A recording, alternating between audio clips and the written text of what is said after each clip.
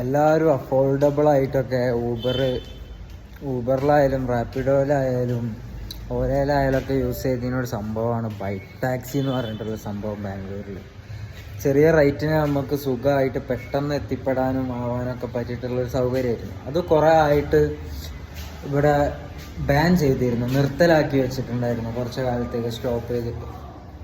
അതിപ്പോൾ എല്ലാവർക്കും ഒരു ആശ്വാസമായിട്ട് ഒരു 2-3-4 ദിവസമായിട്ട് അത് വീണ്ടും സ്റ്റാർട്ട് ചെയ്തിട്ടുണ്ട്. ബാംഗ്ലൂരിൽ വീണ്ടും ബൈക്ക് ടാക്സി സ്റ്റാർട്ട് ചെയ്തിട്ടുണ്ട്. അപ്പം എന്താണെന്ന് വെച്ചിട്ടുണ്ടെങ്കിൽ ഇപ്പം കുറച്ച് റേറ്റും കാര്യങ്ങളൊക്കെ കൂടുതലായിട്ട് കാണുന്നുണ്ട്. ഇപ്പോൾ കുറച്ച് റേറ്റും കാര്യങ്ങളൊക്കെ കൂടുതലാണ്. കാരണം ബൈക്കൊക്കെ അവൈലബിലിറ്റി കുറവാണ്. കാരണം എല്ലാം നിർത്തി എല്ലാവരും പിരിച്ചു വിട്ടതാണ്. ഇപ്പോൾ രണ്ടാമതിങ്ങനെ ആയി വരുന്നുള്ളൂ. അതുകൊണ്ട് ഇപ്പോൾ ഫെയറും കാര്യങ്ങളൊക്കെ കുറച്ച് കൂടുതലാണ്.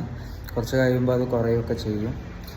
അപ്പോൾ എല്ലാവർക്കും യാത്ര ചെയ്യാനാവാനൊക്കെ ഭയങ്കര യൂസ്ഫുള്ളായിട്ടുള്ളൊരു സംഭവമായിരുന്നു. കാരണം കാറിൽ നമ്മളൊരു 100 രൂപയ്ക്ക് പോണ സ്ഥലത്തേക്ക് 100 രൂപ കാറിന് ചിലവ് വരുന്ന സ്ഥലത്തേക്ക് നമുക്ക് ബൈക്ക് ടാക്സി എടുക്കുകയാണെന്നുണ്ടെങ്കിൽ ഒരു 50 രൂപ, 80 രൂപ, 60 രൂപ, 70 രൂപ ആ റേഞ്ചിലൊക്കെ നമുക്ക് പോകാൻ പറ്റിയിട്ടുണ്ടായിരുന്നു. അപ്പോൾ അത് പെട്ടെന്ന് കുറേ മുന്നേ എന്തൊരു കാരണത്താൽ അത് സ്റ്റോപ്പ് ചെയ്ത് വെച്ചിട്ടുണ്ടായിരുന്നു. ഇപ്പോൾ അത് വീണ്ടും സ്റ്റാർട്ട് ചെയ്തിട്ടുണ്ട്.